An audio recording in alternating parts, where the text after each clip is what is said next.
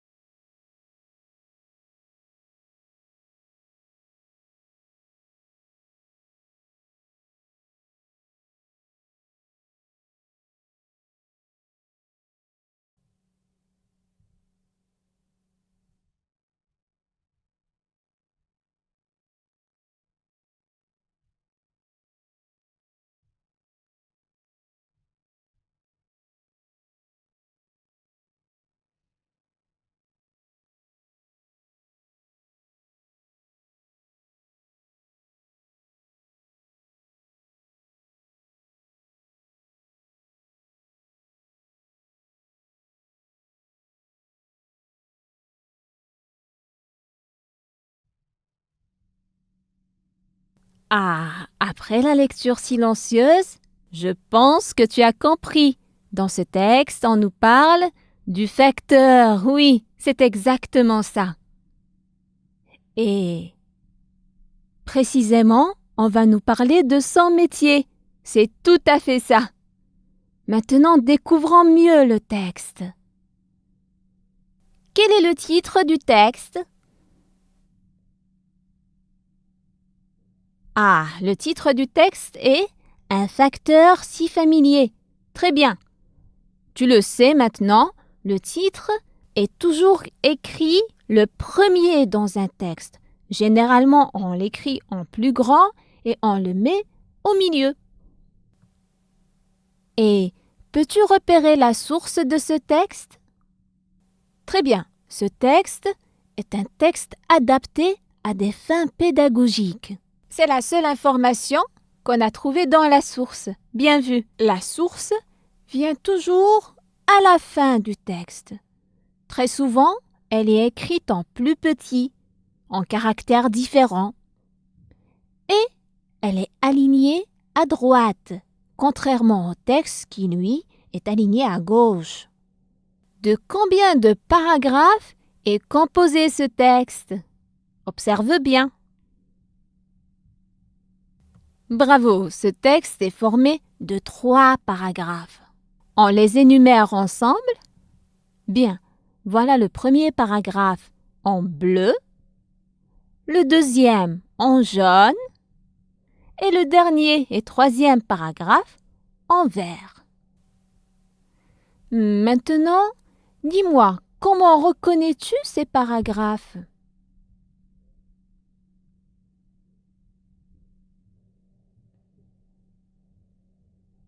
Ah, on reconnaît ces parties grâce au retrait à la première phrase du paragraphe. On appelle ce retrait l'alinéa. C'est donc grâce au retrait ou bien les alinéas, ici dans ce texte, 3 paragraphes, donc 3 alinéas, et aux espacements, 3 paragraphes, donc 2 séparations, 2 espacements, 2 plus larges interlignes, qu'on arrive à distinguer les différentes parties d'un texte. Voilà. Prenons maintenant des questions de compréhension globale. C'est pour savoir si tu as compris le sens global du texte. Allez, premièrement, voyons de qui et de quoi il s'agit vraiment. On parle d'un chauffeur de voiture, ou bien d'un tracteur, ou encore d'un célèbre acteur, ou bien du facteur. De qui on nous parle vraiment? Dans ce texte, il s'agit d'un facteur. Très bien, bravo. Allez, on passe. Deuxième question. Relève le champ lexical du facteur. Tu dois relire tout le texte et au fur et à mesure, repérer les mots qui font partie du thème du facteur. Je te laisse travailler. C'est bon? On peut reprendre le champ lexical du facteur? Bien, alors. Courrier, parcours, lettre, messager, nouvelle, lire, écrire, métier, essouffler. Tous ces mots contribuent au champ lexical du facteur. Parfait! Bravo, tu as tout trouvé.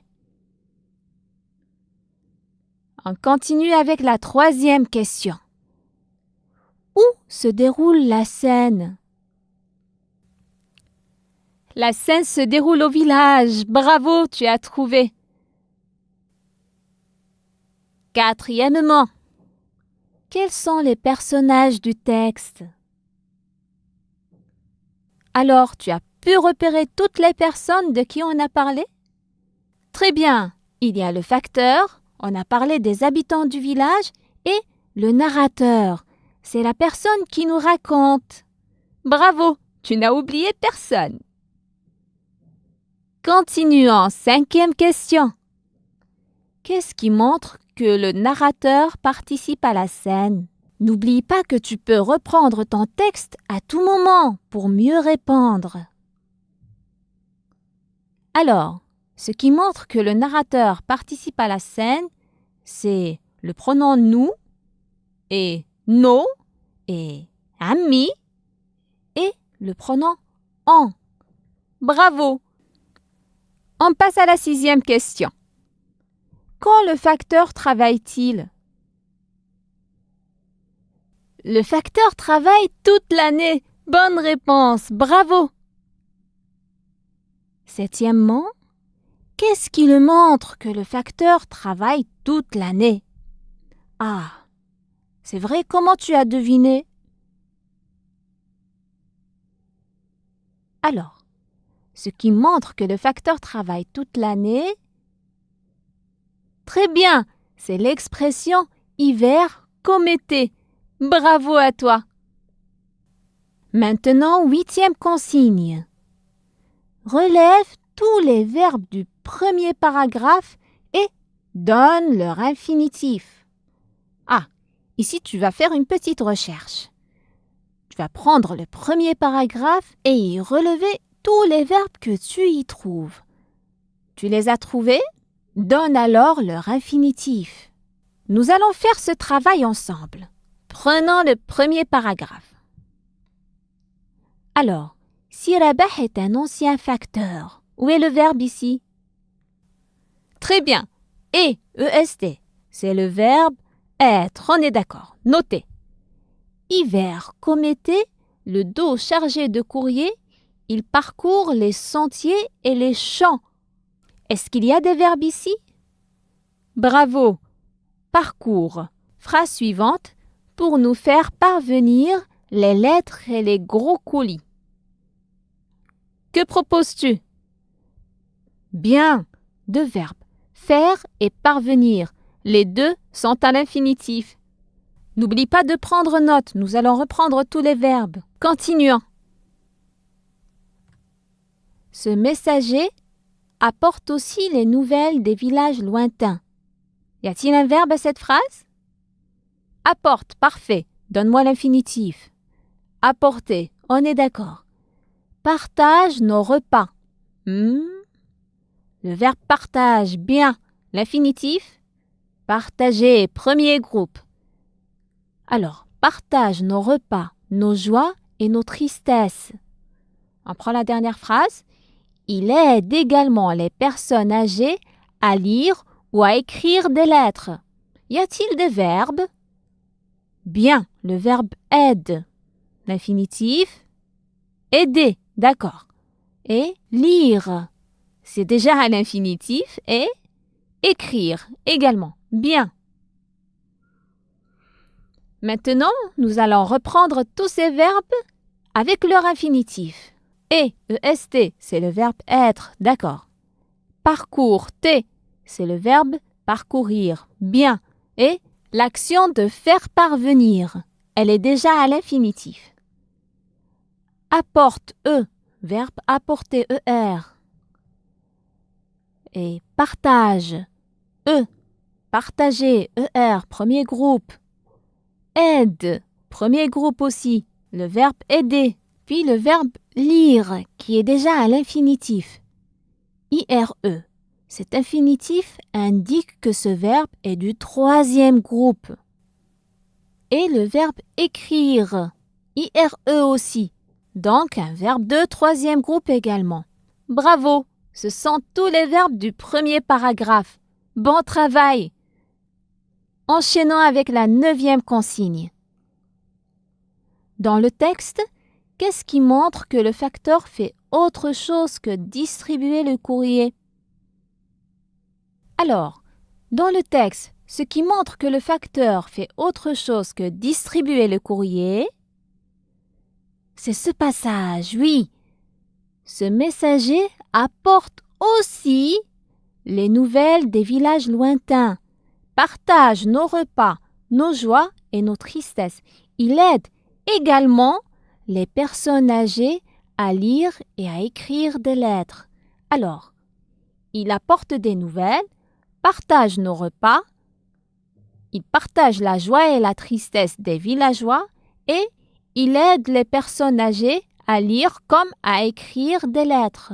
Ces autres tâches que fait le facteur, nous les avons introduites grâce à aussi et à également.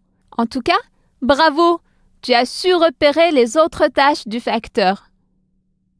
Continuons. 10e. Trouve 2 mots de la famille de familier. Tu vas chercher 2 mots de la même famille que familier. Déjà, rien qu'à lire la consigne, tu as la moitié de la réponse.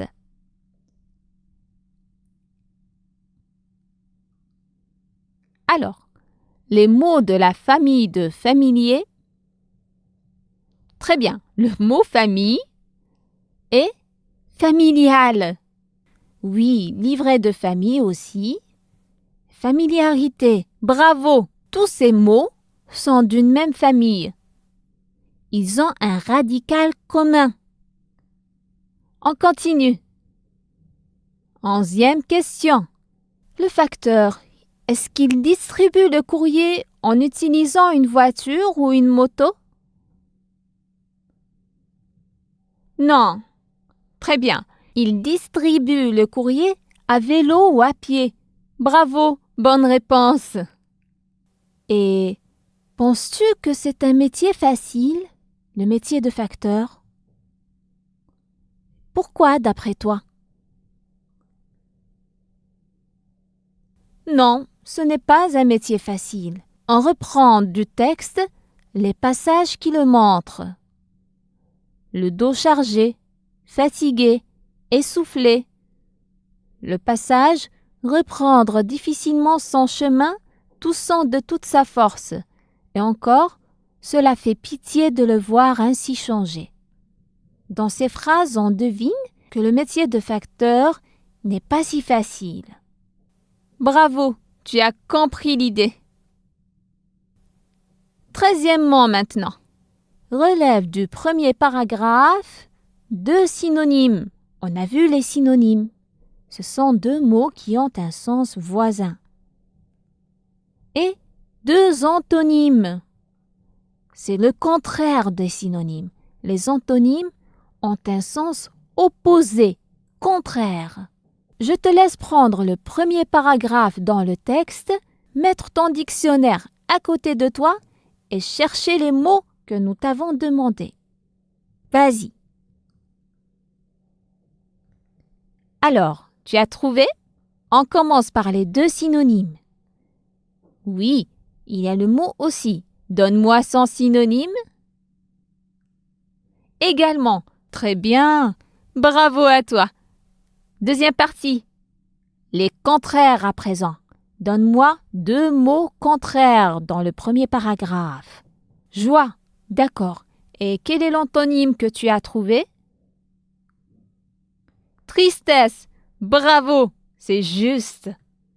On continue. Trouve les contraires des mots suivants. Ces mots, tu vas trouver leurs contraires hors du texte. Tu auras besoin de dictionnaire aussi. Voilà les mots dont tu dois trouver les antonymes. Ancien, chargé, gros, lointain, âgé, a perdu, toujours, difficilement, la force et aime. Cherche les mots demandés tranquillement et nous prenons la correction ensemble. On reprend les mots. Pour ancien, quel est l'antonyme que tu as trouvé pour ancien? Très bien. Nouveau, c'est l'antonyme, c'est le contraire d'ancien. Bravo. Et chargé. Ah, quel est le contraire de chargé? Déchargé. Bravo. On continue avec les autres mots. Maintenant, le contraire de gros. Maigre. Parfait. Le mot lointain. Quel antonyme as-tu trouvé? Près. Très bien. C'est vraiment le contraire. Bravo. On continue. Nous avons le mot âgé. Donne-moi le contraire du mot âgé. Jeune. Très bien. Encore. A perdu. Le contraire, attention. A trouvé. Excellent. Bravo. Toujours. A pour contraire, jamais. Parfait. Et difficilement, facilement. Un contraire exact. Bravo. Encore. La force a pour contraire la faiblesse, oui. Et le verbe aime. As-tu trouvé un antonyme? Déteste, oui. Bravo à toi. Excellent travail. On continue maintenant avec la 15e consigne. Trouve 2 mots de la famille de chargé et 2 autres mots de la famille de messager. Le dictionnaire, n'oublie pas de te servir du dictionnaire. On commence avec les mots de la même famille que chargé. Chargeur, très bien. Et déchargé. Bravo, les mots chargé, chargeur et déchargé sont de la même famille. Maintenant, les mots de la même famille que messager. Message, très bien. Messagerie, excellent. Bravo, ces 3 mots sont de même famille. Peux-tu me dire à quel âge Sir Rabah a-t-il commencé ce métier? Sir Rabah a commencé ce métier à l'âge de 18 ans. Il était bien jeune. Bravo, bonne réponse. On enchaîne avec la 17e consigne. Relève du texte une phrase de forme négative.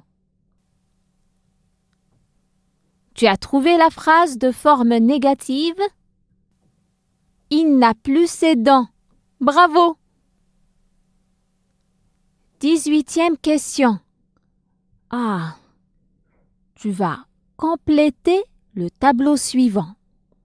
Regarde, il y a 2 mots. Prenons d'abord le mot commencer. Ce verbe, tu dois trouver ses synonymes. Après, cherche les contraires du verbe commencer. Et à la fin, tu vas indiquer les mots de même famille. La même chose avec heureux. Tu vas chercher les synonymes. Voilà pour toi les contraires. Malheureux, triste, désespéré, sombre, sinistre sont des antonymes de heureux. Et mots de la même famille, il y a malheureux, heureuse, heureusement. Tu vas maintenant prendre ton dictionnaire, garder le tableau devant toi et faire le travail tranquillement. À toi de jouer. Ça y est, tu as fait ta recherche? On corrige ensemble. Donne-moi les synonymes du verbe commencer que tu as pu trouver. Débuter, parfait. Démarrer, également. Entamer, très bien. Et ouvrir, bravo. Les contraires de ces verbes maintenant. L'opposé. Terminer, exact. Arrêter, c'est juste. Cesser, très bien. Et achever, un travail parfait. Oui, maintenant, les mots de la même famille. Le verbe recommencer, très bien. Et le nom commencement, parfait. On passe maintenant à l'adjectif heureux. Donne-moi les synonymes que tu as pu trouver. Très bien, content, gai, ravi, satisfait, joyeux, bravo. Tu vois, avec le dictionnaire, ça rend le travail beaucoup plus simple. Oh, notre séance de compréhension de l'écrit est terminée. Mais avant de nous dire au revoir, il y a déjà une séance qui nous attend, toi et moi. Dans le vocabulaire, nous allons voir la famille des mots. Au revoir et ne tarde pas à revenir à l'école, je t'attends.